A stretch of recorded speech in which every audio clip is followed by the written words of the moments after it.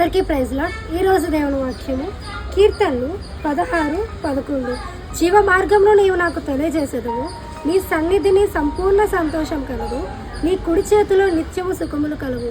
మరి మీ జీవితాల్లో ఎప్పుడైనా సరే ఏ పని చేసినా ఫలితం లేదు, లేదంటే ఫలం రావట్లేదు, లేదంటే మీ జీవితం ఎండిపోయి ఉందా? కానీ దేవుని వాక్యం ఏం చెప్తుందో తెలుసా? మీ జీవితంలో అంట జీవ మార్గాన్ని ఆయన మీకు తెలియజేస్తాడంట. మరి అంతేకాకుండా మీరు ఏదైనా బాధపడుతున్నారా? నాకు ఎగ్జామ్లో ఫెయిల్ అయిపోతానని ఏమైనా బాధపడుతున్నారా?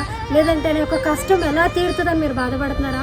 మీ యొక్క బాధలు అంట ఆయన సన్నిధికి వస్తే ఆయన సన్నిధిలో అంట నీకు సంపూర్ణ సంతోషాన్ని ఆయన మీకు కలగజేస్తాడంట.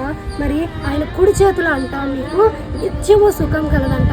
మీరు ఎప్పుడు ఎలాంటి బాధల్లో ఉన్నా ఆయన సన్నిధికి వస్తే మీకున్న కష్టాలు కావచ్చు, మీకున్న బాధలు కావచ్చు, ప్రతిదీ కూడా ఆయన సన్నిధిలో మీకు సంతోషాన్ని ఆయన నింపుతాడనమాట.